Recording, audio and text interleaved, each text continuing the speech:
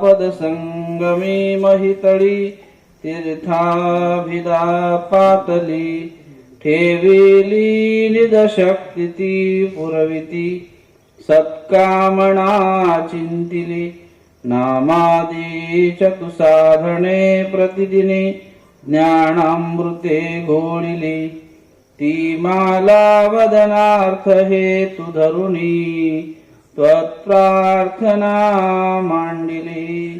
सर्वज्ञ श्री चक्रधर स्वामी की जय।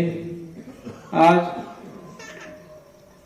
आचार्य श्री ओंकार बिडकर बाबा स्मृती श्री प्रभू व्याख्यानमाला या व्याख्यानमालेचे हे 7वें वर्ष आहे आणि या 7व्या वर्षाच्या पहिल्या पुष्पाला ही सेवा माझ्याकडे आली आणि या निमित्ताने कैवल्यवासी द्वै गुरुवर्याचा या ठिकाणी कैवल्यवासी उपाध्य कुलाचार्य मोठे बाबा, कैवल्यवासी आचार्य प्रवर परमपूजनीय श्री लहान बाबा म्हणजे सरळ बाबा, या द्वै गुरुवर्यांच्या समोरच ही व्याख्यानमाला चालू झाली होती आणि या व्याख्यानमालेचे हे 7वें वर्ष। या निमित्ताने उपस्थित या ठिकाणी वावडे येथील असलेले अनुसयानंदन आश्रमाचे संचालक संस्थापक परमपूजनीय श्री गोपीनाथ दादाजी खेडकर आणि आमच्या आश्रमातील सर्वच असलेले संत महंत वासनिक सद्भक्त मार्गातील तपस्विनी ग्रामस्थ महंत वेरुळकर बाबा आदी सर्वच या व्याख्यानमालेच्या निमित्ताने 2 शब्द आपल्याशी बोलण्यासाठी मला या ठिकाणी आयोजकांनी वेळ दिला। प्रतिवर्षात अनेक वक्ते आपल्या इथे येतात आणि काहीतरी प्रबोधन आपल्यापर्यंत पोहोचविण्याचा हा मानस व्याख्यानमालेतून आहे। स्वामी श्री चक्रधर महाराजांचे विचार हे अमूल्य आहेत। विचाराला कुठल्याही प्रकारचं मूल्य नसते, कारण परमेश्वर हा अमूर्त आहे। तो तुमच्या आमच्या संकल्पनेने, जीवात्म्याच्या कल्पनेने तो कधी गणल्या जाऊ शकत नाही आणि म्हणून त्याला अगम्य असं म्हणतात। ईश्वराचं जे तत्व आहे ते सुद्धा अगम्य आहे, परंतु ईश्वर कृपेने अगम्य असलेला परमेश्वर, अगम्य असलेलं तत्व, अमूर्त असलेला परमेश्वर तो आपल्यासाठी मूर्त होतो। आपल्यासाठी ते तत्व सुद्धा परमेश्वर स्वतः सांगतात आणि मग ते जीवाला समजतात आणि म्हणून हे परमेश्वराचंच एक कृपारूप कार्य आहे की ज्या ईश्वराला कधी कोणी आपल्या सामर्थ्याने, आपल्या बुद्धीने आणि आपल्या कौशल्याने तो कधीही त्या परमेश्वरापर्यंत जाऊन पोहोचू शकत नाही आणि म्हणून परमेश्वराची कृपा असेल, परमेश्वराचं त्याच्या मागे अस्तित्व असेल कुठल्या तरी भावनेच्या माध्यमातून जीवाच्या ठिकाणी, तरच ती गोष्ट त्याला शक्य असते आणि म्हणून अगम्य असलेला परमेश्वर तो हृदयामध्ये एकरूप होतो, साठवतो। तोच गुणरूपतेचा भाग आहे। त्या परमेश्वराचं असलेलं तत्व, त्या परमेश्वराचा असलेला विचार ज्याच्याजवळ असतो तो गुणरूप आहे। कारण परमेश्वर धर्मामध्ये असं म्हटलेलं आहे का सर्व गुण संपन्न ईश्वर, परमेश्वर हा सर्व गुणांनी युक्त असतो। आता आपल्याही ठिकाणी गुण आहेत, परंतु हे गुण संसारापुरते मर्यादित असतात, प्रपंचापुरते मर्यादित असतात। आपण सुद्धा परमेश्वराने प्रत्येकाला मनुष्य देह दिलेला आहे। या मनुष्य देहाच्या ठिकाणी सुद्धा 10 प्रकारचे गुण आहेत। वय, रूप, उपगुण, वय, रूप, गुण, उपगुण, जाणीव, शहाणीव, अक्रम, पुरुषार्थ, बळ, चातुर्य, कुशलता, कौशल्य, अनेक प्रकारचं याला वेगवेगळ्या गुणांनी युक्त असलेलं हे मनुष्याचं देह आहे। परंतु हे सगळं काही कर्मराहाटीमध्ये, ग्रहस्थाश्रम धर्मामध्ये आपण उपयोगी आणत असतो। सगळे काही सारखे नसतात। मुंडे मुंडे मथिर भिन्ना, प्रत्येक व्यक्ती परत्वे प्रत्येकाचं कार्य वेगळं आहे। प्रत्येकाची बुद्धी, प्रत्येकाचं कौशल्य, प्रत्येकाचं कर्तृत्व भिन्न आहे आणि त्या भिन्न अवस्थेमधून तो आपल्या गुणकौशल्याने आपला मार्ग, आपला रस्ता, आपला उद्यम शोधत असतो. परंतु शेवटी जे गुण असतात ते आपल्या भौतिक जीवनाला सुखाचा प्रयत्न करतात. त्या गुणातूनच तो सुखरूपता साधत असतो. आता परमेश्वराच्या विरहितही गुण आहेत, मात्र ते गुण आपल्या भौतिक आणि प्रापंचिक जीवनाची सुखरूपता पूर्ण करतात. स्वामी श्री चक्रधरांनी त्या गुणाविषयी असं म्हटलेलं आहे की ते गुण सुखाचे मिश्रित आहेत. जे काही त्याला आपण ईश्वराच्या अलीकडे जे काही आहे, जी अवर सत्ता ज्याला म्हणतात आणि एक परसत्ता त्याला म्हणतात. पर म्हणजे परमेश्वर, अवर म्हणजे परमेश्वरापासून खाली. तिथेही शक्ती आहे, तिथेही सामर्थ्य आहे, पण ते अवर आहे, खालचं आहे. ते परमेश्वरापर्यंत जाऊन पोहोचू शकत नाही. ज्या गोष्टीतून आपण एखादी अपेक्षा करावी, ती अपेक्षा जर त्या ठिकाणी पूर्ण होत नसेल तर तो केलेला प्रयत्न सुद्धा निर्फळ असतो. अशा माध्यमातून जीवात्म्याची असलेली या संसार चक्रामधली स्थिती आहे. कारण हा कधी एखाद्या जीवात्म्याला परमेश्वर म्हणतो, कोणाच्या ठिकाणी साधना केली, कोणी तपसाधना केली, शुद्धी प्राप्त केली, सामर्थ्य प्राप्त झालं, कधी त्यालाही परमेश्वर म्हणतो. मंत्रतंत्रासारखे काही प्रयोग केले कोणी, तो त्यालाही परमेश्वर म्हणतो. कधी कधी एखाद्या सामर्थ्याने प्रभावित होऊन एखादं अकस्मात त्याच्यापुढे काही चमत्कार रूपी कार्य घडलं, त्यालाही तो परमेश्वर म्हणतो. एखाद्या दैवताची त्याच्यावरती झालेली कृपा, त्या दैवताची झालेली त्याच्यावर प्रसन्नता, त्याच्यातून त्याला काही सामर्थ्य प्रभाव चमत्कार उदयाला येतो आणि मग त्याला तो परमेश्वर म्हणतो. परंतु परमेश्वर हे तत्व तुमच्या सामर्थ्याशी, चमत्काराशी किंवा कुठल्याही प्रकारच्या भौतिक सुखाशी निगडित नाही. परमेश्वर हे जे तत्व आहे ते आत्मसुखाशी निगडित असलेलं तत्व आहे. या सृष्टीची निर्मितीच परमेश्वराने आत्मसुखासाठी केलेली आहे. आत्मसुख म्हणजे जीवात्म्याचं असलेलं उद्धरण. आत्मसुख म्हणजेच जीवात्म्याला परमेश्वराला द्यायचा आनंद. आणि म्हणून दुःख मिश्रित सुख, अशा प्रकारे सुखाची व्याख्या स्वामींनी केली. का दुःख आणि सुख हे दोनही ज्या ठिकाणी येतात त्याला सुख असं म्हणावं. आणि निरतिशय आनंद, ज्यामध्ये कुठलं दुःख नाही, केवळ आनंदमय आहे. आणि म्हणून असं आपल्याला म्हटलंय परमेश्वराने की हे स्वरूपच आनंदमय आहे. ईश्वराचं स्वरूपच आनंदमय आहे. परमेश्वराची सत्ता, त्या परमेश्वराला कधी कुठल्या प्रकारे दुःखाचा लवलेश नसतो. कधी परमेश्वर विकरत नाही. ज्याला विकार असतो तिथे सुख आणि दुःख असतात. जिथे विकारच नाही तिथे कुठल्याही प्रकारचं कमी अधिकपणा होणे नाही. अशा प्रकारचं असलेलं हे ईश्वराचं मूळ स्वरूप, त्याला गुणरूप स्वरूप असं म्हटलेलं आहे. आणि त्या गुणाकडे जेव्हा आपल्याला जायचं असते तो गुण माणसाला शांत करतो. तो परमेश्वराच्या एखाद्या साधनेतून मिळत असतो. आपली जी दैनंदिन साधना आहे, ज्यामध्ये पश्चात्प्रहरी उठून स्वामींनी आपल्याला विधी निरूपण केला की तो परमेश्वर जर तुम्हाला हृदयगम्य करायचा असेल, तर हृदयाच्या ठिकाणी परमेश्वर सामावायचा असेल तर थोडं ध्यान तुम्हाला चिंतन करावं लागेल. आणि म्हणूनच महादायसाला किंवा बायसांना म्हणतात, बाई हे श्री प्रभूची थाप चिंतिती. का? आम्ही सकळ जीवाचे चिंतन करत असो.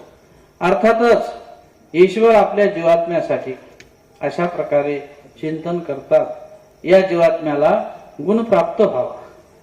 आणि परमेश्वर त्यासाठी कधी कधी खंती स्वीकार करतात की जीवात्म्याने जर ते आचरण केलं नाही तर ईश्वराला खंती येते, राग येतो.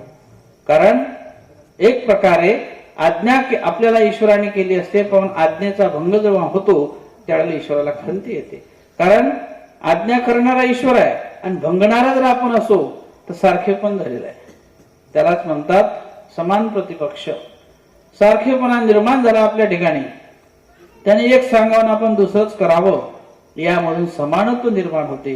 आणि म्हणून खंती ईश्वराला जेव्हा प्राप्त होते जीवात्म्याकडून, ते खंती कशासाठी आहे? परमेश्वराने खंती सुद्धा जीवात्म्याला गुण प्राप्त व्हावा. जर खंती स्वीकारली नसती तर या आत्म्याच्या ठिकाणी असळकता आणि पातळपणा ह्या दोन गोष्टी माणसाच्या जीवनात लवकर येतात. भीतर बुद्धी असे तर म्हणितले करणे नाही. भाव असतो मनात, अंतरामध्ये भाव आहे, परंतु करायचं नाही. आपण म्हटलं का हो देवपूजेला येत नाही तुम्ही, मग आमच्या मनात श्रद्धा आहे, भाव आहे, आवडी आहे, पण करायचं नाही. यामुळं काय असते, मनामध्ये पातळपणा निर्माण होतो. अंतकरणामध्ये परमेश्वराच्या विधीपासून जेव्हा आपण दूर जातो, अंतरामध्ये आपला आणि ईश्वराचा दुरावा निर्माण होतो. भीतर बुद्धी असून म्हणितले करणे नाही, याला म्हणतात असळकता. आणि पातळपण म्हणजेच काय, भीतर बुद्धीची नाही, मग म्हणितले काय करेल. एखाद्याची श्रद्धाच नाही, मग म्हणणं कुठून करायचं. अशामुळे जीव स्वरूपाच्या ठिकाणी गुण प्राप्त होत नसतो. अशामुळे तो गुणाला पात्र होत नाही. आणि म्हणून जीवात्म्याकडून परमेश्वराला ही अपेक्षा आहे की जोपर्यंत आपल्या ठिकाणी असलेलं जीवाच्या ठिकाणचं जे अर्जकत्व आहे, कारण जीवाला काय म्हटलंय, अर्जक म्हटलेलं आहे. मूळ सृष्टीपासून म्हणजेच पहिली सृष्टी जेव्हा रचना झालेली आहे तेव्हापासून या जीवात्म्याने आपल्या ठिकाणी मानसिक, वाचिक आणि शारीरिक 3 प्रकारचं कर्म हा जीवात्मा जोडत असतो. त्यालाच आगंतुक, अनारब्ध, प्रारब्ध असं म्हणतात धर्मशास्त्रात. तर आगंतुक म्हणजे नकळत होणारा उल्लेख. तो कधी कधी असा असतो की तो तुम्हाला कळतही नाही, आणि अकस्मात तुमच्या मनात एखादा विचार येत असतो, अकस्मात. त्यालाच म्हणतात कारणरूप प्रथम उल्लेख. की तो कधी आपल्या मनात आपण कधी विचारही केला नाही, तो विचार आपल्या मनात येत असतो, पण नंतर जेव्हा होतो दुसरा उल्लेख, त्याला म्हणतात कार्य प्रथम उल्लेख. कार्य म्हणजे तो तुम्हाला जाणीव आहे त्याची, की आता ह्या उल्लेख मी करणार आहे, आणि तो स्वतःहून तो उल्लेख करत असतो, त्याची त्याला जाणीव असतो. मुळात होणारा त्याची जाणीव नाही, पण जो नंतर झालेला त्याची जाणीव आपल्याला असते. आणि म्हणून त्याची जेव्हा सुरुवात होत असते उल्लेखाची, अर्थातच उल्लेख 2 प्रकारचे होतात. एक चांगल्यासाठी होतात, एक वाईटासाठी होतात. एखाद्याचं वैर चिंतायचं असेल तर तो त्या दिशेने त्याची वाटचाल वाढत वाढत ते वैर जात असते.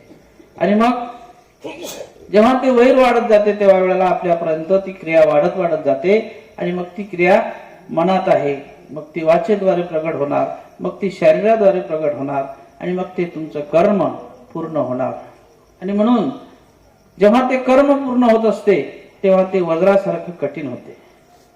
आणि ते कठीण कर्म ज्या वेळेला होत असते त्यावेळेला ते कर्म भोगल्याशिवाय नासत नसते. असा नियमच आहे की जे तुम्ही जोडलं ते भोगावंच लागते, ते भोगल्याशिवाय पर्याय नाही. अशा प्रकारचं जीवात्म्याला या दोषरूपामुळे वज्र कवच निर्माण झालेलं आहे. जीव स्वरूपाचं जे कठीण असं कवच झालेलं आहे. परंतु कठीण कवचालाही सुद्धा छेद द्यायचा असेल कानवाथराप्रमाणे, तर त्यामधून परमेश्वराची कृपा ज्या वेळेला होत असते त्या कृपेमुळं त्याला कठीणपणा जो आहे तो निघून जातो. स्वामींनी म्हटलेलं आहे, उपाय न पविजे ऐसे काही असे. अशी गोष्ट आहे का कोणती की ज्याला उपाय नाही? प्रत्येक गोष्टीला उपाय असतो, आणि त्या उपायाच्या संयोगाने निश्चितच तो उपाय जर ज्या वेळेला झाला तर तो निश्चितच त्या आजाराला तो बरा करत असतो. जसं एखाद्याला एखादा आजार आहे, पण त्या आजाराचं औषध जर त्याला भेटलं नाही तर तो आजार बरा होत नाही. पण ज्या वेळेला जो आजार आहे आणि तेच औषध मिळालं म्हणजे तो आजार बरा होतो. त्यासाठी जाणता लागतो. तशा प्रकारची जाणीव असली पाहिजे. आणि ती जाणीव जी आहे, हे तुम्हाला व्यवहारिक उदाहरण दिलं आजाराचं, परंतु या आत्म्याला जी जीवात्म्याला लागलेली कीड आहे, मुळात जी जीवात्म्याच्या ठिकाणी असलेली अविद्या हा एक प्रकारचा दोष आहे. त्या दोषाला छेदण्यासाठी त्याला जो उपाय आहे, तो उपाय ज्याला समजला असेल तो निश्चितच त्या गुणाने त्या उपायाचा काय होत असतो, उपयोग होतो. तो जो परमेश्वर धर्मीचा जो गुण आहे, ईश्वर धर्माचा जो गुण असतो, त्या गुणासंयोगाने त्या दोषाला हळूहळू पातळपणा आणता येतो. हळूहळू त्याचं कठीणपण कमी करता येते, आणि त्याला मृदूपण निर्माण होते, त्याला लवचिकपणा निर्माण होतो, परंतु स्पर्श झाल्याशिवाय नाही. जसं एखादं परिस आहे आणि त्या लोखंडाचं सोनं करायचंय, पण त्या परिसाला जर कपड्यात गुंडाळून ठेवलं आणि त्या लोखंडाला लावलं तर सोनं होईल का? पण जोपर्यंत तो कपडा निघत नाही बाजूनं आणि त्या परिसाचा स्पर्श त्या लोखंडाला होत नाही तोपर्यंत सोनं होत नाही. तसं जीवस्वरूपाच्या ठिकाणी एक कठीण असलेलं कवच आहे. त्या कवचाला जोपर्यंत मृदूपण निर्माण होत नाही, त्याच्या ठिकाणचं कठीणपण कमी होत नाही, तोपर्यंत ईश्वर धर्माचं बीजारोपण जीवस्वरूपाच्या ठिकाणी होत नाही. मग त्यासाठी तुम्हाला त्या अंतःकरणामध्ये असलेली कठीणता, त्याला मृदूपण आणण्यासाठी धर्म हे एक गुणरूप तत्व आहे. या माध्यमातूनच स्वामी श्री चक्रधर महाराजांचं जे तत्वज्ञान आहे, या तत्वज्ञानाची जी बैठक आहे, ती प्रथम जीवात्म्याच्या ठिकाणी असलेली जी अधगती आहे ती नष्ट करते आणि मग ऊर्ध्वगती प्राप्त करण्यासाठी अंतःकरणाची काय लागते? सदृढता असावी लागते. आपल्या परमार्ग या परंपरेमध्ये एक वृद्धाचार आलेला आहे. ज्या सोमनबास आणि देवमनबास अशा प्रकारचे दोन साधनवंत होते, त्या साधनवंतांचं या परमार्गामध्ये परंपरेने नाव चालत आलेलं आहे. परंतु ते पूर्वी कसे होते आणि म्हणून त्यासाठी एक इतिहास कारणीभूत आहे. एका गावामध्ये मार्ग गेला. त्या गावामध्ये आमराईमध्ये पूर्वी मार्ग उतरायचे आणि त्या गावात अस्खलित दोन पार्ट्या होत्या आणि दरवर्षी भांडण व्हायचे, एक दोन तरी खून व्हायचे गावात. आणि मग नेमकं ज्या आमराईत मार्ग उतरलेला होता, त्या आमराईचा जो मालक, तो एका पार्टीचा प्रमुख, तो दुपारी शौचाला आला, संडासला, शेतामध्ये फेरफटका मारावा आणि शौचाला जावं. हातात त्याच्या तांब्या होता. इकडे मार्ग दुपारच्या वेळी पाहतो तर सगळे साधू संत शेतात आहेत. आंब्याच्या झाडाखाली एक बाबा होते, ते पोथी करत होते आणि ते पोथीमध्ये प्रवचन करतायत. आणि त्या ठिकाणी त्या प्रवचनामध्ये निरूपण चालू होतं की जीवात्म्याने आत्म जर घात केला असेल तर त्याला फार प्रकारचे नरक होतात. आत्म्याचा जर घात कोणी केला, मग तो स्वतःचा करा का दुसऱ्याचा करा, मात्र त्याला नरक झाल्याशिवाय राहत नाही. आणि म्हणून आत्मघातामुळे नरक होतात हे शब्द त्यांच्या कानावर पडले. परंतु जे गृहस्थ होते त्यांच्या पायात चप्पल, हातात तांब्या, ते लांबून ऐकतात. जे प्रवाचक बाबा त्यांचं लक्ष गेलं की पोथी ऐकत असताना कमीत कमी खाली बसून विनत कंदर हात जोडून दंडोत करून आणि खाली बसलं पाहिजे. पायात चप्पल असल्यानंतर हे परमेश्वराचं तत्वज्ञान आहे, म्हणून त्यांनी तो विषय बंद केला, मोकळं निरूपण चालू केलं, दुसरा विषय प्रतिपादन चालू केला. अरे दुसरा विषय प्रतिपादन केला.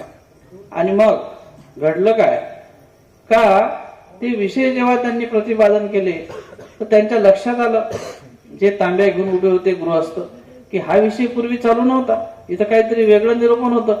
आणि मग त्यांनी चप्पल काढली, तांब्या ठेवला आणि त्या बाबाजवळ गेले. म्हणजे बाबा, तुम्ही जे पूर्वी निरूपण केलं आहे आता अगोदर, ते मी ऐकलेलं आहे, ते निरूपण पुन्हा करा, मला पुन्हा ऐकायचं आहे. तर ते म्हटले, हो, ते ऐकण्यासाठी पहिले तुमच्या मनाची ती पार्श्वभूमी, तुमच्या हृदयामध्ये असलेलं जे काही कठीणपण आणि त्याला एक प्रोसिजर आहे, ती केल्याशिवाय हे पुन्हा तुम्हाला ऐकता येणार. म्हणे काय प्रोसिजर असते? म्हणे त्यासाठी तुम्हाला तुमचं जर कोणाशी वैर असेल, ते वैर तुम्हाला मिटवावं लागेल. तुम्हाला वैर मिटवून परमेश्वर धर्माचा स्वीकार करावा लागेल. ईश्वराचं जे तत्व आहे ते समजण्यासाठी सुद्धा अंतःकरणामध्ये असलेलं वैरत्व मिटवून तुम्हाला त्या ठिकाणी त्या ईश्वर धर्माचा स्वीकार करावा लागेल. तुम्हाला तुमच्या ठिकाणी असलेलं जे काही अनेक प्रकारे जे काही दोष आहे ते बाजूला त्यागून हे तत्व तुमच्या हृदयात जर तुम्हाला उतरवायचं असेल तर तुम्हाला अनुग्रह घ्यावा लागेल. म्हणे ठीक आहे, मग मी काय करू? म्हणे तुम्हाला गावात तुमचं कोणाशी वैर ते मिटवावं लागेल आणि मग ते वैर मिटून तुम्ही या, आम्ही तुम्हाला अनुग्रह देऊ आणि मग हे तुम्हाला आम्ही जे परमेश्वराचं गुह्य तत्व आहे ते सांगू. ते म्हटले ठीक आहे. मग ते गावात जातात. आता पहा, एका पार्टीचे मुख्य असलेले त्यांच्या ठिकाणी असा एक भाव उत्पन्न झाला एका साधू संतांच्या मुखातून निघालेल्या शब्दामुळे. हे काय असते? हे शब्दाचं सामर्थ्य आहे. ते साधू संतांच्या जरी मुखातून निघाले, पण ते परमेश्वराच्या मुखातून निघालेले श्रीमुखीचे शब्द, जे वचन त्यांनी उच्चारलेलं होतं ते परमेश्वराच्या मुखातल्या शब्दाचं. आणि म्हणून त्याचा विशेष प्रभाव त्यांच्या हृदयावर झाला आणि तो शब्द त्यांच्या हृदयाला छेदून गेला. जसं स्वामींनी सांगितलं की कोणी एक वाटसरू आहे, तो चाललेला आहे, त्याच्या झोडीमध्ये शब्दवेदी हा रस आहे आणि मग त्या नगरामध्ये तांबे आणि त्या ठिकाणी घडणारे पितळ ते लोक ठकठक ठकठक रात्री घडत होते आणि तो साधू तिथून चालला, त्याच्या झोडीमध्ये रस होता, सुवर्ण करायचा, पण तो शब्द पडला तिथपर्यंत पोहोचला त्या रसापर्यंत, इकडं वापस यायचं आणि त्या ठिकाणी त्या भांड्याचं सोनं व्हायचं. आता भांडे घडणारा इथं आहे, तो समोरून साधू चालला पण त्या रसाला स्पर्श झाला का तो शब्द रसाला स्पर्श करायचा, तू परत या भांड्यापाशी आला का त्या भांड्याचं सुवर्ण. या तांबटकरांना वाटलं की हे काय अद्भुत कला आहे. अशा प्रकारे परमेश्वराच्या मुखातून एखादा शब्द निघत असतो, तो शब्द जेव्हा एखाद्या अधिकारी पुरुषाच्या मुखातून अनेकांपर्यंत पोहोचतो त्यावेळेला निश्चितच त्याचा प्रभाव होत असतो आणि मग तो प्रभाव त्या शब्दाचा त्यांच्यावर झालेला होता. मग ते म्हणतात ठीक आहे. मग ते गावात गेले, ज्या पार्टीचे दुसरे प्रमुख त्यांच्याजवळ गेले आणि मग त्यांनी हात जोडले आणि त्यांच्या हात जोडल्यानंतर त्यांना वाटलं की हा आपल्याकडे कधी न येणारा आज हात जोडून लांबूनच येतो आहे. ते वट्यावर बसले होते, ते पटकन खाली उतरतात, तेही समोर जातात, एकमेकाची गळा भेट होते आणि मग ते म्हणतात की आज काय एवढं परिवर्तन की तुमचं आमचं कधी जमलं नाही, तुम्ही आमच्याशी कधी बोलत नव्हते, एवढं वैरत्व असताना तुम्ही आज माझ्या दारात का आलेत, तुम्हाला काय एवढी अडचण पडली. त्यांनी सांगितलं की मला गुरु मिळालेत, त्यांच्याकडून मी काही शब्द ऐकलेत आणि त्यामुळे माझं मन प्रभावित झालं. आजपर्यंत आपण जे काही केलं ते फार वाईट केलेलं आहे, अनेकांना आपण मारलं, खून केले, अनेकांपाशी आपण दुष्कृत्य केले, तर आज आपल्याला हे सगळं बंद करायचं आहे आणि म्हणून मी आजपासून हे सगळं सोडलं, हे वैर सोडलं, म्हणून मी तुमच्यापाशी आलो. ते म्हणतात जर तुम्ही सोडलं मग आम्ही तरी कशाला ठेवायचं, आजपासून मीही ते वैर सोडलं. आणि मग दोघही जण म्हणतात तुम्हाला जर अनुग्रह घ्यायचा तर मीही घेतो. दोघही जण त्या गुरूंजवळ येतात, ज्या अमराईमध्ये ते बाबा उतरलेले होते तिथं जातात आणि त्यांच्या पुढे जाऊन लोटांगण घेतात, त्यांना माफी मागतात की आम्ही आजपर्यंत केलं ते चुकलेलं आहे आमचं, आता इथून तुम्ही सांगाल त्याप्रमाणे आम्ही वागू. मग 1 महिनाभर त्यांनी त्या गावात तो मार्ग ठेवला, दररोज त्या बाबांचं प्रवचन ते ऐकायचे. सर्व गावात आनंद झाला, गाव एकत्र झालं आणि त्या परमेश्वर मार्गाचे जे काही विचार असतात, परमेश्वराचं जे निर्गुण तत्वज्ञान आहे, त्या तत्वज्ञानाचं बीजारोपण त्यांच्या ठिकाणी झाल्यामुळं सर्वांना आनंद झाला आणि मग महिनाभर मार्ग त्या गावात राहिला. पण दोघही गावाचे प्रमुख माणसं. परिवर्तन किती व्हावं, अधिकार जीवाचे कसे असतात, ज्या वेळेला आता मार्ग उद्या जाणार आहे त्यावेळेला त्या दोघांनी आपसात चर्चा केली आणि ते दोघे म्हणतात की जर अशा प्रकारे आपल्याला या बाबांपासून आणि आपल्याला जर या जीवनाचं तत्व समजलेलं आहे तरी आपण इथं राहायचं तरी कशाला, आपण परमेश्वराला शरण गेलो पाहिजे.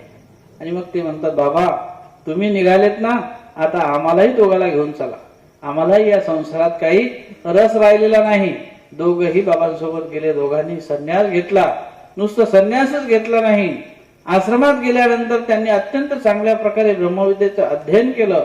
एक परमेश्वर मार्गाचे फार मोठे ते आचार्य झाले आणि सोमनबास आणि देवमनबास अशा प्रकारे हे दोनही आचार्य कीर्तीला पावले. अत्यंतिक त्यांच्या ठिकाणी आर्त उत्पन्न झाली आणि या पंथाला थोर मोठे मोठे जे 2 आचार्य तयार झाले. अशा प्रकारे ईश्वराचे जे शब्द असतात, जे गुणरूप परमेश्वराचं कार्य असते, ते जीवनात जर आपल्या उतरलं तर फार अमूलाग्र परिवर्तन होत असते. आणि ज्या वेळेला सोमनबासांचा अंतिम समय आला, मग त्यांच्या 3 इच्छा होत्या की मी रुद्धपूरचा राजमठ पाहिला नाही, तो राजमठ मला पाहायचा आहे कसा आहे.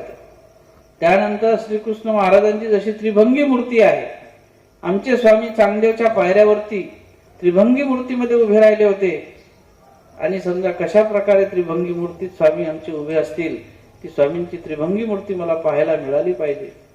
आणि त्यानंतर सोमनबास म्हणतात की जे या महानुभाव संप्रदायाचे आचार्य झालेले आहेत, परशुरामबास, ज्यांना मानव संप्रदायाचं आचार्यत्व पदार्पण केलेलं होतं, त्यांची भेट व्हायची होती. त्या परशुरामबासांची मला भेट घ्यायची आहे.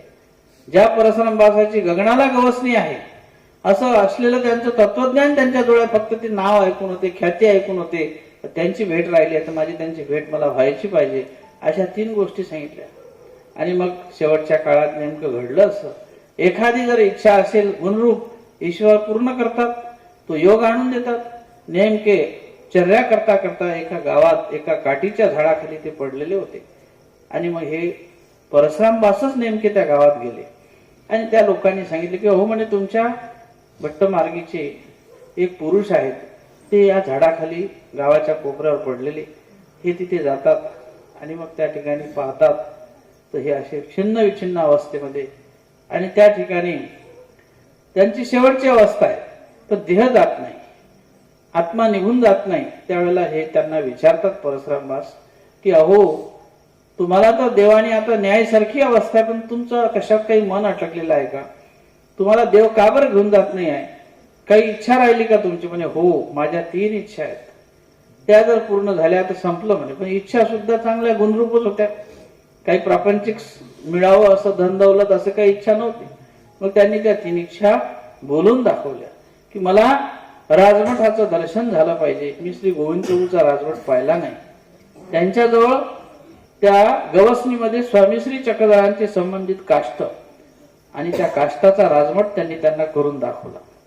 एकमेक पायऱ्या अशा रचल्या आणि महाद्वार केलं आणि त्या महाद्वारामध्ये एक मूर्ती होती जवळ, ती ठेवली आणि त्या राजमठाचं दर्शन त्यांना असं करून दाखवलं, आकृती केली.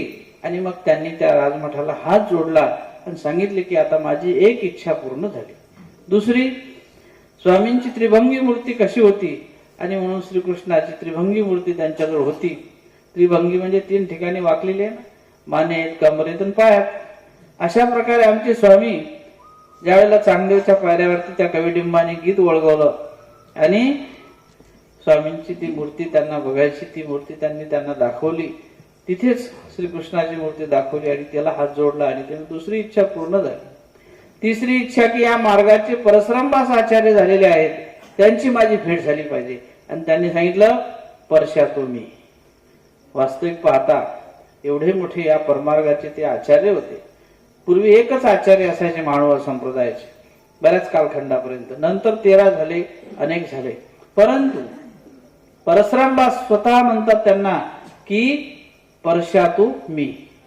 आणि मग त्यांना हात जोडले, हात जोडून डोळ्यातून अश्रुपात केला की तुमची देवाने माझी भेट करून दिली आणि अशा प्रकारे तुमच्यासारखे सत्पात्र मला शेवटच्या क्षणी भेटले, फार आनंद झाला. ते आनंदाचे अश्रू, आणि मग ते अश्रू त्यांच्या डोळ्यातून निघत होते. परशुरामबासांच्याही डोळ्यातून अश्रू निघालेत की पहा अशा प्रकारे देवाने माझा योग पुरवला इथं. आणि मग त्यांनी त्या ठिकाणी आपलं देह सोडलं. या परमार्गाच्या ठिकाणी अशा प्रकारचा एक शब्द वेद आहे. आणि म्हणून स्वामी श्री चक्रधरांनी त्या जीवात्म्यासाठी जे काही एक शास्त्र निर्मिती आपल्यासाठी करून ठेवलेली आहे. आज आपण परमेश्वर नाहीत, पण परमेश्वराच्या मागे ईश्वराचं साधन आहे. हे साधन आपल्या जीवात्म्याच्या ठिकाणी उजळता निर्माण करत असते. म्हणून स्वामींनी आपल्याला जे काही दोष असतात ते आपल्याला हळूहळू आपल्या गुणाच्या माध्यमातून कमी करावे लागतात. स्वामींनी सांगितलेलं आहे की जीवाचं हे जे मूळ स्वरूप आहे हे कसं आहे, दोषाचं आळ आहे. आणि जीवाच्या ठिकाणी दोष दर्शनत्व हे विशेष आहे. परंतु त्यामध्ये जर आपल्या जीवात्म्याच्या ठिकाणी गुणाची ग्राहकता असेल, गुणरूपता असेल, तर निश्चितच आपल्याला गुण सुद्धा घेता येतो, दोषाचा सुद्धा गुण करता येतो. एखादा जर समजा पाहिलेला आहे, ऐकलेला आहे, पण तरी सुद्धा जीवनामध्ये आपल्या विषय व्यवस्था ही फार महत्वाची असते. विषय व्यवस्था म्हणजेच की त्या ठिकाणी आपल्या जीवात्म्याला असलेलं जे काही षडरिपूचं द्वार आहे यावर नियंत्रण करायचं असेल तर परमेश्वराचा जो विचार असतो तो त्याला सत्वरूपता आणतो. परमेश्वराचे जे शब्द असतात त्याला सत्वरूप करतात. कारण मी ईश्वराचा भक्त आहे, परमेश्वराचा पाईक आहे. मी जर अशा प्रकारे अनेक प्रकारांना समजा हृदयामध्ये जर तमरूपता ठेवली तर देवालाही माझी खंती येईल. आणि म्हणून त्या गुणरूपतेसाठी तो आपल्या अंतःकरणामध्ये धर्माला प्राधान्य देत असतो. कुठेतरी त्या विषय व्यवस्थेनुसार आपल्या ठिकाणी तो पुढे पुढे जात असतो. स्वामी श्री चक्रधर महाराजांच्या सानिध्यात महादोबा नावाचे भक्त होते. आपण ऐकलं की त्यांना 4 कडिकेचं स्वामींनी प्रेम दिलेलं होतं. महादोबा भक्त पण हे पूर्वी कसे होते? जसं या ठिकाणी सोमनबाज देवमनबाज यांच्या जीवनात अत्यंत दोषरूपता आहे, पण ईश्वरीच्या गुणाचा स्पर्श झाला, परिवर्तन झालं. तसंच महादोबा भक्त सुद्धा अशाच प्रकारचे स्वामींचे असलेले उत्तम भक्त, ज्याला 4 कडिकेचं प्रेम असं म्हणतात, नाही की नाही? प्रेमी भक्त आहेत की नाही, पण त्याच्यात 4 कडिकेचं प्रेम, तो उत्तम भक्त आहे. बाईसांना प्रेम होतं देवाने दिलेलं, कुंतींना प्रेम होतं, उद्धव देवाला प्रेम होतं, आहे की नाही? तसं महादोबा भक्ताला स्वामींनी स्वतः दिलेलं प्रेम आहे. पण पूर्वकाळ कसा आहे? ज्या वेळेला स्वामी आंध्र देशात जातात, ते वरंगलामध्ये, वरंगल हे तिकडं तेलंगणा आंध्रामध्ये असलेला एक भाग, आता 2 भाग झाले तिकडं, एकाचे 2. तर तिथे गेल्यानंतर त्या महादोबा भक्तांनी अत्यंत मनोभावे स्वामींची सेवा केली सुरुवातीला. पण जन हे त्रिविध प्रकारचे आहेत, प्रतिकूळ आहे, अनुकूल आहे आणि उदास आहे. सर्व सारखे नसतात. सगळेच अनुकूल भेटणार नाही, सगळेच प्रतिकूल भेटणार नाही, काही उदास असतात. जाऊ दे, आपल्याला काय करायचं. पण कधी कधी माणूस अनुकूल आहे तो प्रतिकूल होत असतो. हा काय आहे? जीवाचा स्वभावानुसार कधी कधी माणसाचं हे मन परिवर्तन होत असते. एखादं कार्य एकाविषयी एकमेकाविषयी अनुकूलता असते. प्रेम आणि सौजन्याने कधी कधी आपण बांधलो असतो, पण एखाद्या वेळेला कधी कधी जसं दुधात मिठाचा खडा पडावा आणि दूध नासावं, अशी काही एखादी घटना घडली म्हणजे अनुकूल आहे तो प्रतिकूल व्हायला वेळ लागत नाही. हे कशामुळे होते? हा जनव्यवहार आहे. हे जनलोकाचे असलेले वेगवेगळे विभाजन मत प्रवर्तन आहे. परंतु ईश्वरीचा विचार ज्याच्याजवळ असतो तो प्रतिकूल होत नाही. प्रतिकूल झाला म्हणजे जीवाची अधमती चालू होते. प्रतिकूलत्व जीवाच्या ठिकाणी आलं का ते माणसाला विपरीतत्व निर्माण करते. विपरीत बुद्धी जर माणसाच्या मनात आली, जे चांगलं आहे तो त्यालाही वाईटच म्हणत असतो. हे विपरीत बुद्धीचं कार्य आहे. चांगलं जरी दिसलं तरी तो त्याला वाईटच म्हणतो.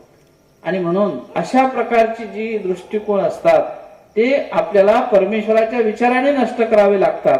यासाठी ईश्वरीचा जो विचार असतो फार जीवनाला परिवर्तित करणार आहे. म्हणून त्या महादोबा भक्ताच्या जीवनात अत्यंत गुणवत्तेचं कार्य होतं.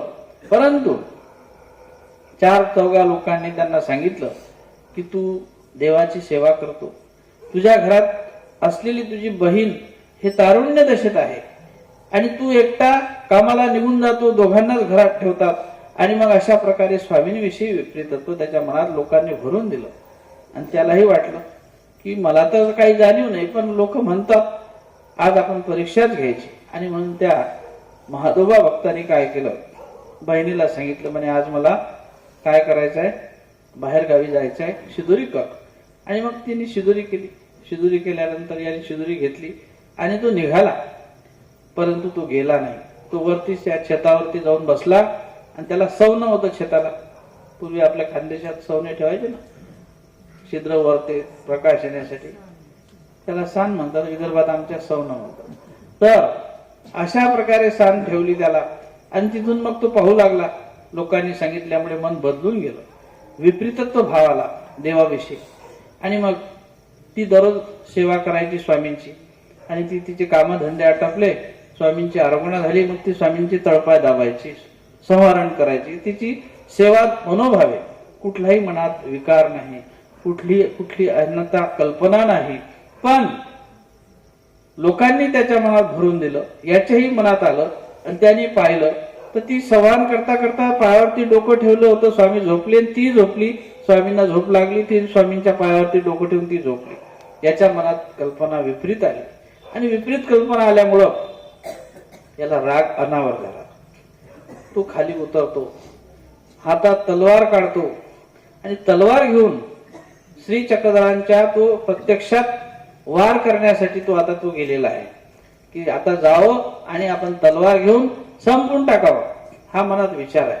आणि जातो ना, अगदी कपडा काढतो. जसा कपडा काढला स्वामींचे डोळे उघडेच असतात आणि त्याची दृष्टी स्वामीकडे जाते आणि दृष्टीला दृष्टी मिळते आणि त्याचा अधिकार उज्ज्वल होता. पहा, आराधिता भक्ती का विरोधिता भक्ती. डोळे उघडले होते स्वामींनी आणि त्यांनी स्वामींकडे बघितलं आणि स्वामींच्या श्रीनेत्रामधून शक्तीचा संचार झालेला आहे. स्वामींनी त्या महादुवा भक्ताकडे बघितल्याबरोबर शक्तीचा संचार, आणि ती शक्ती म्हणजे सामान्य नाही, ईश्वराच्या स्वरूपातून आलेलं हे कार्य, गुणरूपतेचं कार्य, ती गुणरूपता त्याच्या ठिकाणी वर्तवल्या गेली. त्यालाच आम्ही गुण आणि धर्म असं म्हणतो. की जे गुणाचं कार्य आहे दोषाचं निघून गेलं, जे दोषाचं कार्य होतं ते निपात झाला त्याचा, आणि ईश्वरीच्या गुणरूप कार्याचं कार्य तिथं वर्तलं आणि हातातली तलवार गळून गेली. मी किती चुकीचं केलं, मी माझ्या देवावरती तलवार घेऊन गेलो. साक्षात परमेश्वराच्या स्वरूपाचं दर्शन त्याला झालं. ज्याला ईश्वराच्या चार कडिकेचं प्रेम होत असते त्याला ईश्वराचं प्रत्यक्षात स्वरूप दिसत असते. हे चर्मदेह आहे आपलं, या आत्मधलं स्वरूप दिसणं हे शक्तीशिवाय कार्य होत नाही. आणि ते आत्मधलं स्वरूप त्याने पाहिलं आणि ते देवाचं गुणरूप सगळे असलेलं स्वरूप त्याच्या हृदयाला स्पर्शित केलं की देवासाठी मी आता काय करत होतो आणि मी काय केलं. हातातली तलवार खाली पडली, देवाच्या पायावर डोकं ठेवलं आणि रडायला लागला. देवाने जवळ घेतलं आणि सांगितलं की रडू नकोस, हे तुझं कार्य नाही, हे तुझ्या ठिकाणी चालून आलेला दोषरूपतेचा हा प्रसव आहे. पण त्याच्याही पेक्षा त्यांनी गुण जीवनामध्ये जोडलेला होता. एखादा जर तसा दोष असता तर त्या दोषाचं कार्यही वर्तलं असतं. पण गुणही महत्वाचा असतो. कधी कधी एकाच वेळेला माणसाच्या जीवनात दोन कार्य उदयाला येतात. कधी गुणाचं येते तर कधी दोषाचं येते. पण जर त्या ठिकाणी दोष मोठा असता आणि गुण कमी असता तर दोषाचं कार्य तिथं वर्तवलं असतं. जे कार्य आहे ज्याला आम्ही नित्य नरक म्हणतो, अशा प्रकारे सुद्धा तो दोष तिथं घडू शकला असता. पण त्याच्याही पेक्षा गुण त्याने जोडलेला होता की ईश्वराचं प्रेम प्राप्त व्हावं असा अधिकार त्याने जोडलेला होता. आणि म्हणून त्याच्या ठिकाणी गुणाचा संचार झाला, प्रेमाचा संचार झाला आणि महादोबा भक्ताला स्वामींनी चार कडिकेचं प्रेम दिलं. आणि मग स्वामी उदास झाले. स्वामी निघाले तिथून त्या घरातून. आणि मग भक्त राहतो का देवाच्या मागे.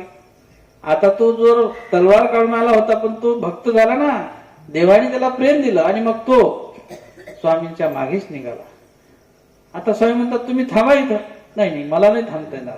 कारण स्वामींच्या मुखातलं वाक्य आहे की भक्त वियोगी नुरे, परमेश्वराच्या वेगळा तो राहू शकत नाही. कारण भक्ताचा आत्माच परमेश्वर आहे. काय आहे, जसं पाण्यामध्ये जर मासळी असेल तिचा आत्मा ते पाणी आहे, पाण्याच्या बाहेर काढलं का ती जिवंत राहत नाही. तसं भक्त याच्या ठिकाणी विकार, विकल्प आणि स्वभाव हे जे असतात हे निघून जातात.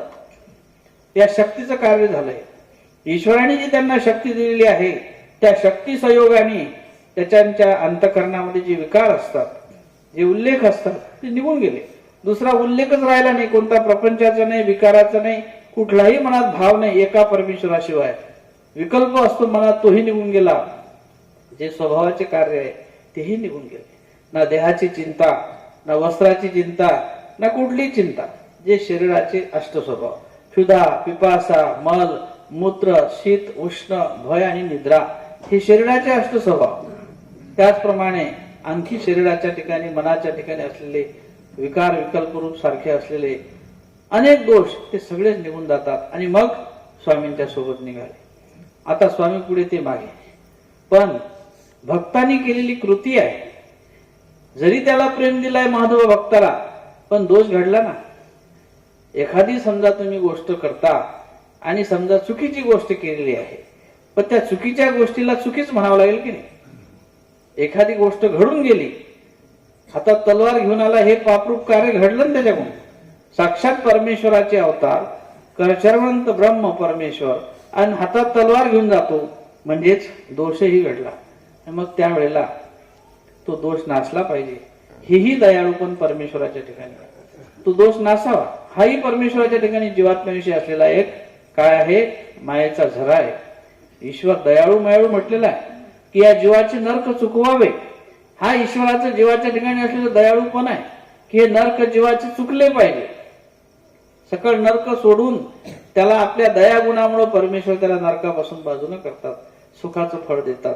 आणि मग ते नासावे म्हणून परमेश्वराने काय केलं की भक्ताला सांगितले की आम्ही आता 1 महिनाभर या गावाच्या, या नदीच्या पलीकडे एक गाव आहे तिथे थांबतो आणि तुम्ही या नदीच्या पलीकडे एक गाव आहे इथे थांबा. आता पहा, या काठावर त्यांना ठेवलं, त्या काठावर स्वामी राहिले. आणि मग जसा विरह निर्माण होईल तसं तसं दुःख होईल, तसं तसं त्याचं कर्म कमी होईल. त्यांनी जे जोडलेलं दुःख आहे ईश्वरावर चालून आलेलं आहे ना, मग त्याचा पापाचा क्षय सुद्धा झाला पाहिजे, ही ईश्वराची कृपा. दुःखी दुःख नासावा ऐसा ईश्वरीचा हेतू. त्या दुःखाने त्याचं दुःख नासलं पाहिजे. आणि मग त्या दुःखाला जसं जसं असं म्हटलंय की किंचित दुःखे पाप नाशे. आपल्या ठिकाणी जर ईश्वराच्या कुठल्या क्रियेविषयी, परमार्गाविषयी अंतकरणामध्ये जर आपण खेद केला, दुःख केलं, तर त्या कर्मांचा नाश होत असतो. तसं जसं जसं आता हा स्वामींची आठवण काढेल, कारण भक्ताला परमेश्वराशिवाय राहता येत नाही. उद्धवाला सांगितलं, जा मी आता मथुरेत आलेलो आहे आणि गोकुळातल्या गोकुळांचं सांत्वन कर. उद्धव गेले आज्ञा म्हणून, पण गेल्याबरोबर स्वरूप दर्शन नाहीस झालं. आता उद्धवाला वाटलं मी देवाला सोडून कसं काय इकडे आलो, पुन्हा परत आले. स्वामी म्हणतात, श्रीकृष्ण महाराज अरे जा, तुला सांगितलं की त्या गोकुळाचं सांत्वन कर ना. पुन्हा जातात, पुन्हा परत येतात. 3 वेळा गेले आणि 3 वेळा आले. मग शेवटी देवाने सांगितलं की जा आता, मग तिथं जाऊन पोहोचतात. अशा प्रकारे देवाची आज्ञा देवाकारणे मोडली, तो भाग वेगळा आहे. परंतु अंतकरणामध्ये असलं ईश्वराला सोडून जाऊ शकत नाही. आज्ञा म्हणून कधी ईश्वराच्या सोडून ते जातात, पण स्वतःहून नाही.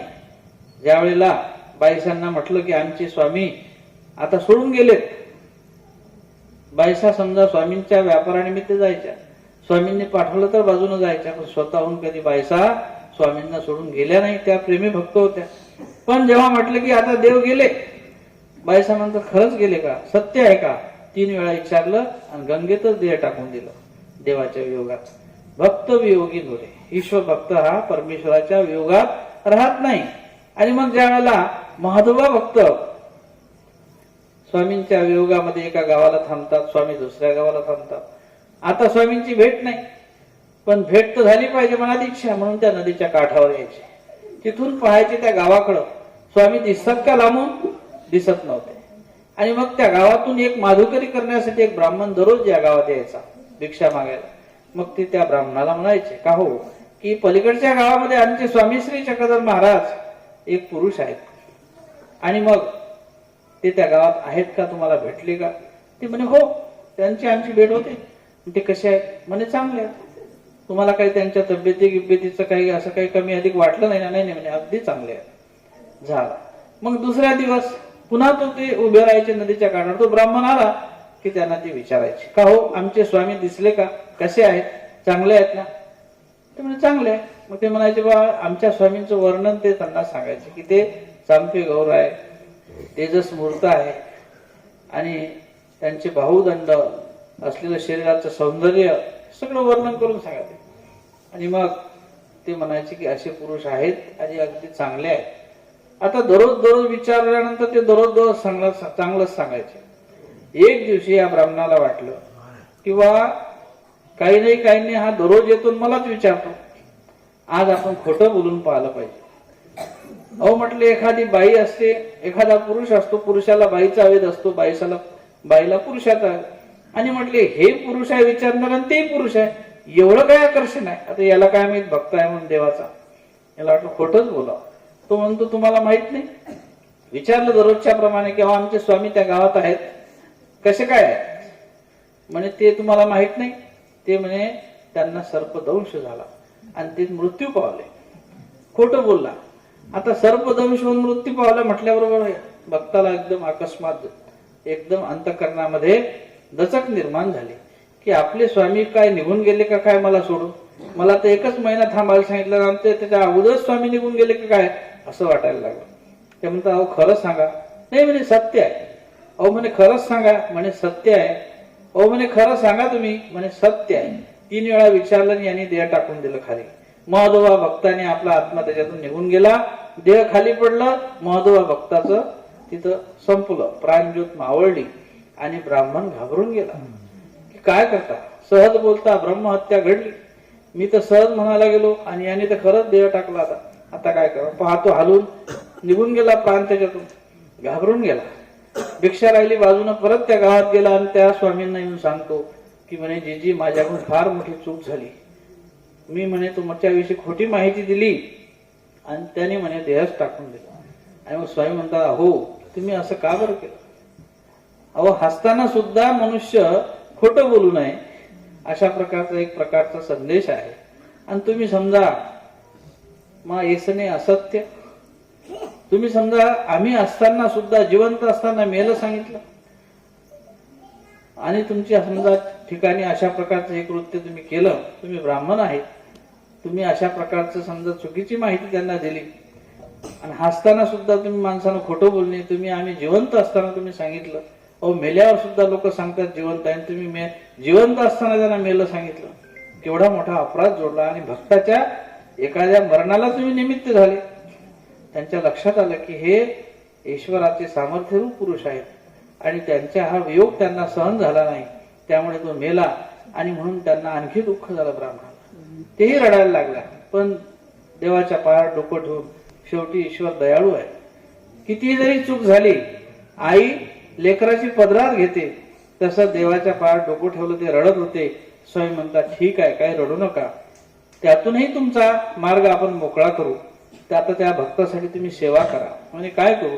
म्हणजे जा कुदळी पावळा आणा आणि त्यांचा निक्षेप आपण करू. मग ते गेले, कुदळी पावळा आणलं, गड्डा खोदला. स्वामींनी त्यांना श्रीमुख टाकून त्यांच्या डोक्याकून धरलं भक्ताच्या आणि त्यांनी पायाकून धरलं आणि स्वामींनी आणि त्या ब्राह्मणाने निक्षेप केला त्या महदोबा भक्ताचा.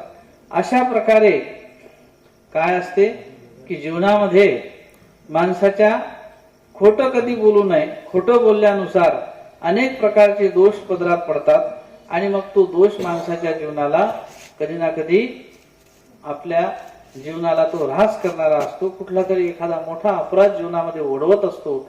अशा माध्यमातून स्वामी श्री चक्रधर महाराजांचे असलेले महादोबा भक्त यांच्या जीवनामध्ये हा प्रसंग ज्या वेळेला स्वामींच्या सन्निधानाने घडलेला आहे, देवाने त्यांना प्रेम दिलेलं आहे. आणि माणसाच्या जीवनामध्ये प्रेम ही सगळ्यात महत्वाची गोष्ट आहे, ज्यामध्ये अनेक आपल्या व्यवहारामध्ये सुद्धा असं म्हटलंय की प्रेमे प्रेम बढावे, प्रेमाने म्हणे जिंकावे, अशा प्रकारच्या काही म्हणी असतात.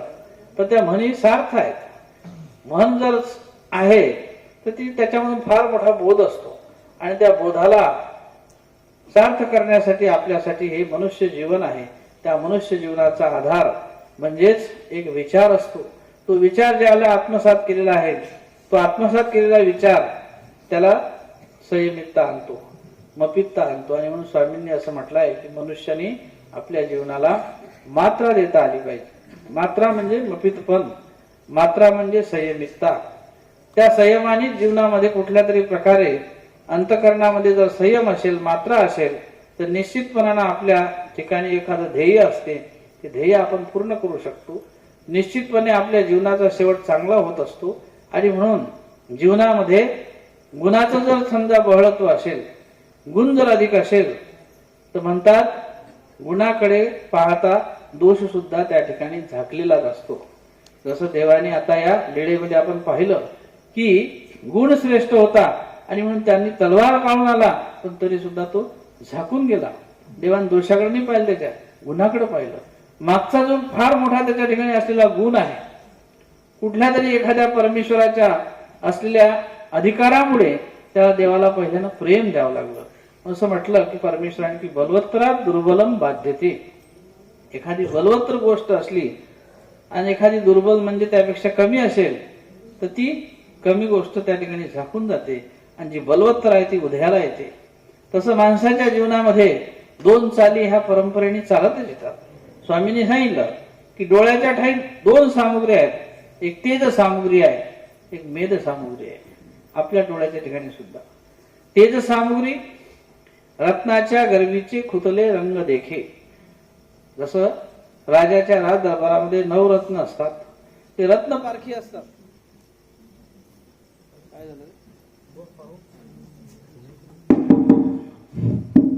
रत्नपारखी असतात आणि ते खुतले रंग देख. जर आपल्या पुढे एखाद्याने कोणी आणलं, आज तरी रत्नाला तपासण्यासाठी माणिक मोती असतात, त्याला तपासण्यासाठी मशीन निघाल्या, त्याचे कॅवेट तपासले जातात. पण पूर्वीच्या काळात ते रत्न डोळ्यासमोर धरलं का ते जे रत्नपारखी असायचे, काय कॅरेटचं आहे, कसं आहे, पाहिल्याबरोबर हातात घेतल्याबरोबर ते जाणायचे. तुमच्या आमच्यासारख्याच्या हातात दिलं तर आपल्याला दगड म्हणजे खळा म्हणजे खळा, आपल्याला समजेल का, त्याची पारख येईल का, हे 1000चा आहे का 2000चा आहे, हे समजत नाही. याची सुद्धा पारख असते. आणि मग ती रत्नपारख जेव्हा आपल्या ठिकाणी निर्माण होते, ती रत्नपारख म्हणजे ईश्वरीचं ज्ञान आहे. ती रत्नपारख म्हणजे परमेश्वरीचा विचार आहे. त्या विचारानेच जीवनामध्ये गर्वीचे खुतले रंग देखे. तर रत्नाच्या आतमधले भाव जसा तो जीवात्मा पाहू शकतो आपल्या डोळ्याने मनुष्य, तसं परमेश्वराचा जो गुणरूप विचार आहे, त्या विचाराने आपल्या अंतरामध्ये असलेलं जे काही दोषरूपत्व आहे ते बाजूला करून त्या गुणाचं बहळत्व जीवनात कसं निर्माण होईल. आणि म्हणून सतसिद्ध असं म्हटलेलं आहे की तेज आणि मेद, डोळ्यामध्ये एक मेद सामग्री म्हणजे मांस आहे, आणि त्या मांसामुळे आपल्या चर्मचक्षुला दिसण्याला कमी होते, हळूहळू त्याच्यातलं तेज निघून जाते. पण जे तेज वाढवलेलं असते, ज्याने त्या डोळ्याची मशागत केलेली आहे, तशा प्रकारचं तेज त्याने राखलेलं आहे, ती त्याला त्याची जाणीव आहे, ते तेज राखावं कसं आहे की नाही. कशा प्रकारे एखाद्याचा आवाज असतो, तो त्या आवाजाला सुद्धा जपण्यासाठी काय करायला पाहिजे ते त्याला माहिती असते. लता मंगेशकरांचा आवाज होता की नाही, गळा, मग ती कोकिळा गायन होतं, त्या गळ्याला सुद्धा जपावं लागते आहे की नाही. सगळंच आपण खात बसलं तर तो गळा कधी तुपानं तुमच्या घोटून जाईन सांगता येते का. म्हणून प्रत्येक गोष्टीची काळजी आहे. अशा प्रकारे जीवनामध्ये गुणरूपता हे एक द्वार आहे. भाऊ जा ना, तुम्हाला वेळ होईल, बऱ्याच वेळचे बसले, जा लागले. तर अशा प्रकारे जीवनामध्ये गुणरूपता हे एक द्वार आहे. चला आता तुम्ही या दंड. तर माणसाचं जीवन हे काय आहे, क्षणभंगुर जीवन असं म्हटलेलं आहे. आणि या क्षणभंगुर जीवनामध्ये जे आपल्या जवळ असते ते फार महत्वाचं असते, जे जवळ नाही ते तुमचं नाही. पुस्तक असता तुया विद्या परहस्ते गतम धनम कार्याकाले समुत्पन्ने नासा विद्या नातद धनम असं म्हटलेलं आहे. पुस्तकात आहे विद्या, खूप पुस्तकं कपाट भरून घरात भरून ठेवले, आणि मग वेळेला म्हणा म्हटलं तर नाही कपाटात आहे, काही कामी येणार आहे का ते कपाटातले पुस्तकं. डोक्यात कधी पाहिजे आपल्या एखादं स्तोत्र जरी असेल, ते पाठ असेल तर ते वेळेवर म्हणता येईल. मग तू म्हण कोणीच म्हणत नाही वेळेवर, आहे की नाही. म्हणून पुस्तक असतात तू या विद्या आहे, पण पुस्तकात डोक्यात नाही. पर हस्तेगतम धन आहे, याच्यात ठेवलं त्याच्यात ठेवलं वेळेला जवळ काहीच नाही. मग जेव्हा गरज पडते द्या ना हो, तो म्हणतो आता सध्या तर मी खर्चून टाकले, तुम्ही जर अगोदर सांगितलं दिले असते टायमावर. याला दिले त्याला दिले, जवळ काहीच नाही ना. आता केवढी पंचायत आहे. जेव्हा काम पडते तर आपल्या जवळची वस्तू नाही, ती कामाला कधी येईल. आणि म्हणून माणसाच्या जवळ जो धर्म आहे ईश्वराचा, तो पटकन कामी आला पाहिजे. म्हणून धर्मशी त्वरिता गता, धर्म सुद्धा हा आपल्यासाठी काय असतो, त्वरित गतीने आचरण करून तो तुमच्या जीवनाला ऊर्ध्वगती प्राप्त करून देणारा असतो. अशा प्रकारे जीवनामध्ये दोष आणि गुण हे अनेक प्रकाराने परमेश्वराने आपल्या असलेल्या जीवनचरित्रामध्ये अनेक प्रकारचे माणसाचे जे काही जीवनाचे कंगोरे आहेत. एक स्वामींनी असं म्हटलेलं आहे की आमचे आचार्य या परमार्गाचे श्री नागदेवाचार्य यांना स्वामी असे म्हटले होते की या प्रमुखत्वामध्ये सुद्धा आचार्यत्व असते, आहे की नाही. जो प्रमुख असतो त्याला काय म्हणतात एखाद्या मार्गाचा, आचार्य. देवाने म्हटलं होतं की आचार्याला नरक आहेत. निरूपण करता करता असं म्हटलं एकदा की आचार्य नरक. आता भट्टोबासांना वाटलं बाबा आचार्याला नरक आहेत. हे एवढा शब्द भट्टोबासांनी लक्षात ठेवला की जो आचार्य असतो त्याला नरक होतात. मग स्वामी उत्तरापंथीकडे निघाले आणि निघत असताना स्वामी त्या भट्टोबासांना म्हणतात की आता या मार्गाचं आचार्यत्व आम्ही तुम्हाला देतो. या मार्गाचं आचार्यत्व म्हणजे श्रेष्ठ असलेलं एक पद आहे, श्रेष्ठ असलेला ह्या सेवेचा भार आहे, प्रमुखत्वाचा जो मान आहे, या मार्गाला पुढे नेण्यासाठी आम्ही तुमच्यावर सोपवितो. त्यावेळेला आचार्य म्हटले, म्हणजे श्री नागदेवाचार्य म्हणतात स्वामींना, जी की आपण तर म्हणितले की आचार्याला नरक होतात, आणि त्या आचार्याला जर नरक होतात पुन्हा मला आचार्यच करता का? मलाही नरक होतील ना. मग त्यावेळेला देव म्हणतात, तैसा तू परतारक आचार्या नव्हेसी किंगा, तू प्राणी आते अनिष्टापासोनी काढोनी इष्टी लाविता आचार्या की.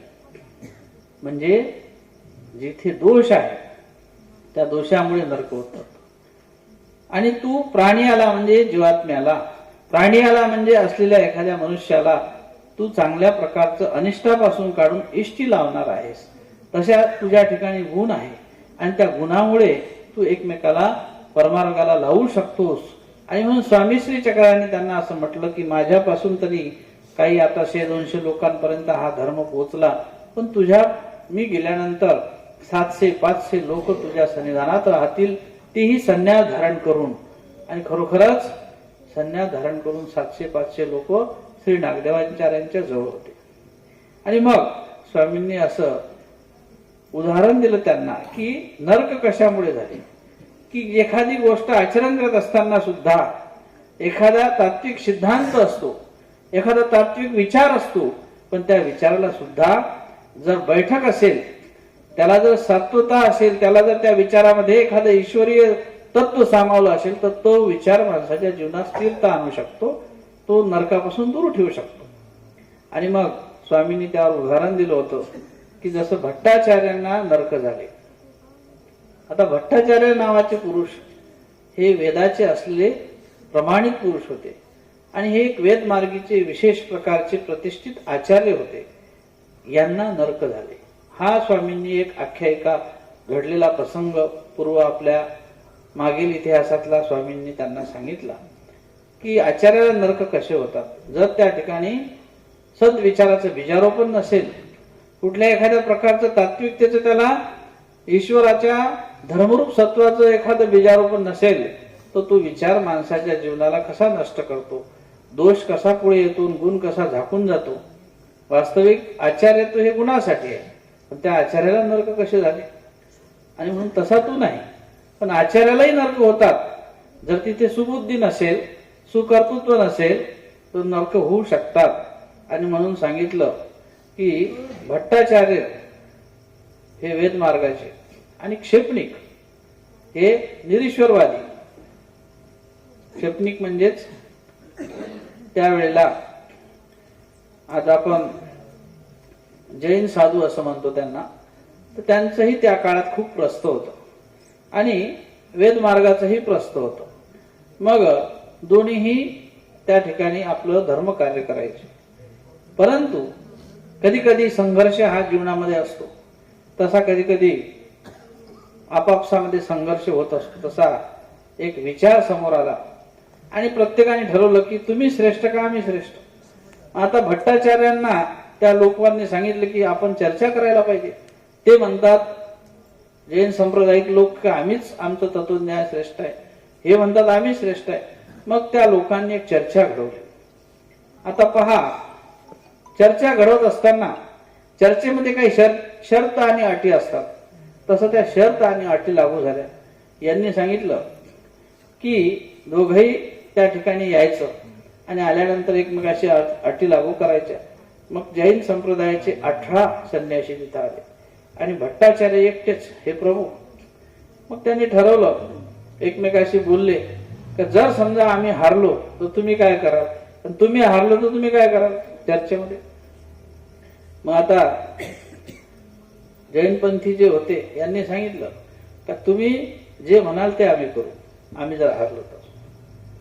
आणि मग भट्टाचार्याला म्हणे तुम्ही काय कराल, जर तुमचे वेद श्रेष्ठ आहे आणि वेदाचं प्रतिपादन तुम्ही करा, जर तुम्ही हारले तर. जर आम्ही हारलोच, भट्टाचार्य म्हणतात आम्ही तुमचं शिष्यत्व पद करू, आम्ही तुम्हाला गुरु मानू आणि आम्ही तुम्हाला तुमचे शिष्य हो, असं ठरलं. झाली चर्चा चालू. आणि मग चर्चा चालू झाल्यानंतर चर्चा पहिला दिवस, दुसरा दिवस, तिसरा दिवस, चर्चेमध्ये दोन्ही एकमेकांकडून प्रत्युत्तर द्यायचे, अशी चर्चा चालत होती. आणि चर्चा चालता चालता एक दिवशी त्या ठिकाणी भट्टाचार्य चर्चेमध्ये हारले. आणि चर्चेमध्ये हारल्यानंतर काय पैज ठरली होती का जर हारलो तर मी तुमचं शिष्यत्व पत्करेल. भट्टाचार्यांना रितसीर त्यांना गुरु मानावं लागलं आणि यांना शिष्य व्हावं लागलं आणि त्यांच्या सानिध्यात राहावं लागलं. मग मनात माणसाच्या ऐश्वर्य भाव असतो की मी एवढा मोठा एका मार्गाचा प्रमुख आणि आता यांचं मला शिष्यत्व व्हावं लागलं. अहंकार जागृत झाला, अभिमान जागृत झाला की मनात अत्यंत तळपळाट व्हायची. पण करता काय, पैज ठरलेली होती ना, त्या पैजेनुसार त्यांच्या आश्रमात ते गेले. आपली स्वतंत्र पर्णकुटिका त्यांनी बांधली. त्यांचेही काही शिष्य वगैरे होते सोबत, भट्टाचार्यांचे ते सोबत. हे जैनपंथीय साधू संत हे वेगळे. आणि मग हे दररोज गुरुला नमस्कार करायला जायचे. भट्टाचार्य दररोज सकाळी आपले जायचे, गुरुला नमस्कार करायचे, परत यायचे, आपल्या खोलीत आपली ध्यानधारणा करायचे. असा बराचसा काळ चालू होता. हळूहळू भट्टाचार्याच्या मनातला राग काही जात नव्हता. यांनी ठरवलं की भट्टाचार्यांनी ठरवलं की आपला बदला आपण घेतला पाहिजे. मी हारलो ना तर मी माझा विजय प्राप्त करून यांना दाखवला पाहिजे की मी श्रेष्ठ कसा आहे. मग दररोज जायचे. मग हळूहळू यांनी युक्ती केली. 2-2, 4-4 दिवसांनी जायचं नमस्कार करायला आणि निरोप पाठवायचा गुरुजींना की आमचे गुरुजी थोडे थोडे जरा अशक्त होत चाललेले आहेत, त्यांना येता येत नाही, म्हणून ते शिष्याला पाठवायचे. आणि मग हे 4 दिवसांनी हळूच जायचे, नमस्कार करायचे, हळूहळू यायचे. मग 8 दिवसांनी जायला लागले, मग 15 दिवसांनी जायला लागले आणि मग महिन्याने जायला लागले. आणि मग शिष्य जायचे दंडवत करायला की आज आमच्या गुरुजीचा नमस्कार तुमच्यापाशी आला. असं करता करता यांना वाटलं आता हे फार अशक्त झालेले आहेत. आणि म्हणून मग ते दररोज त्यांनी जाणं बंद केलं. मग तिथंच आपलं राहायचे, शिष्याला पाठवून द्यायचे. आता तब्येत चांगली, तब्येत काही खराब नव्हती, नाटक करायचं होतं.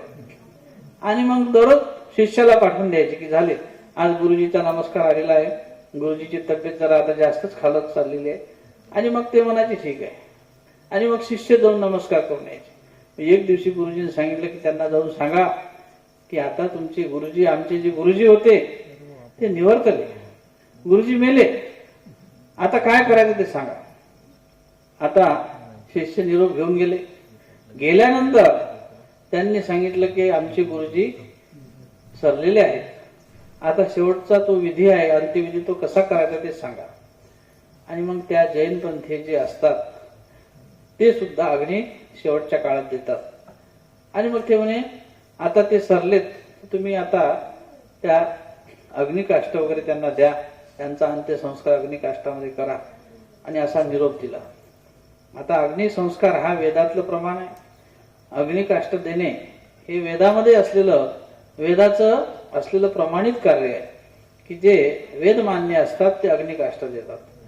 आणि आता अशा प्रकारे वेदालाच त्यांनी मानलं शेवटी जैनांनी. क्षपनिक पाहिले ना तुम्ही, जैनपंथीय लोक असतात कधीच हिंसा करत नाही. कुठल्याही प्रकारे गवत काळी असेल, हिरवं असेल, सपूर जंतू, कुठलं जंतू मारणे काही नाही. शेवट समजा अग्नी देणे हे हिंसेचं कार्य आहे. अग्नी चेतविल्यानंतर किती हिंसा होते. आणि मग शेवटी विरुद्ध प्रमाण आलं. आणि मग ते जाऊन सांगतात की तुमचे गुरुजी अशा अशा प्रकारे त्यांना आता अग्निकाष्ठ द्या, असा त्यांचा निरोप आला.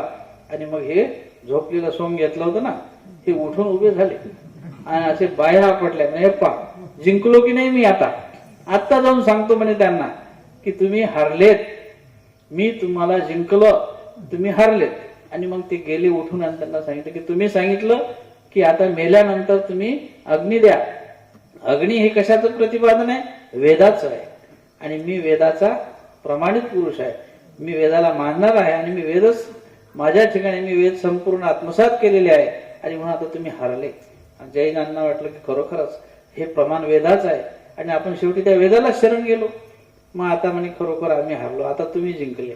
मग आता काय, तुम्ही म्हटले होते का तुम्ही जे म्हणाल ते आम्ही करू. जैनांनी म्हटलं होतं, क्षपनिकांनी, का तुम्ही जे म्हणाल ते आम्ही करू. मग भट्टाचार्याने काय केलं की आता तुम्हाला काय सजा द्यायची म्हणे आता आम्ही म्हटल्याप्रमाणे की बा तुम्ही जे म्हणाल ते आम्ही सजा भोगायला तयार आहे. ते म्हणे ठीक आहे, तुम्हाला आता या तेलाच्या तप्त्या कढईमध्ये उड्या माराव्या लागतील.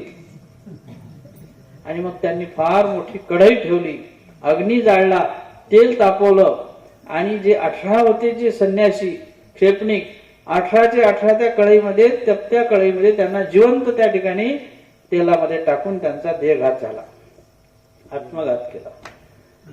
आता पहा, एका मार्गाचे प्रमुख असलेले गुरुवर असलेले अशा प्रकारे हे सुद्धा एका मार्गाचे प्रमुख आणि त्यांनी त्यांना अशा प्रकारचं ते कार्य सांगितलं, ते त्यांनी भोगलं, त्या तेलामध्ये उड्या टाकल्या, ते संपले. यांना वाटलं की मी त्यांचं काही काळपर्यंत गुरुत्व स्वीकारलं होतं, मी त्यांना गुरु मानलं होतं ना, म्हणजेच माझ्याकडून गुरुदेव घडला.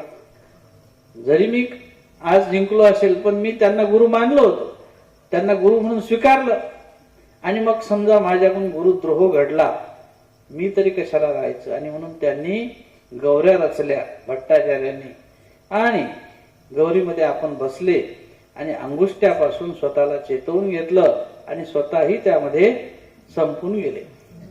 स्वघात केला आणि परघात केला, स्वतःही आत्मघात घडला, दुसऱ्याचाही घात केला. आणि ज्ञान कुठे गेलं? ज्ञानाचं कार्य हे नाही, म्हणून ज्ञानाचं कार्य विवेक आहे. अशा प्रकारे स्वतःलाही आणि दुसऱ्यालाही जर अनिष्ट निष्पन्न होत असेल, आणि म्हणून आमच्या स्वामींनी विशेष करून सांगितलं की तैसा तू, त्याप्रमाणे परतारक, स्वतःविषयी दुसऱ्याविषयी आत्मवंचना करणारा नाहीस, आत्म्याला दुःखामध्ये नेणारा नाहीस, तर त्या दुःखापासून काढून इष्टाकडे नेणारा तू आचार्य आहेस. अशा प्रकारचं गुणवृत्तीचं कार्य जर माणसाच्या जीवनात असेल तर तो त्या दोषापासून गुणाकडे जातो आणि निश्चितच परमेश्वर तत्वाचा तो आचार विचार त्याच्या जीवनात उतरत असतो. यासाठी ईश्वरीय तत्वज्ञान, परमेश्वराच्या तत्वज्ञानात असलेली गुणवृत्ता हे माणसाच्या जीवनाचं असलेलं एक गमक आहे. ते तत्वज्ञानाच्या माध्यमातून आपल्याला समजत असते. अशा प्रकारचा आजचा हा विषय आणि आजचा विषय आता हा या ठिकाणी माझा मी संपवितो. सर्वज्ञ श्री चक्रधर स्वामी की जय.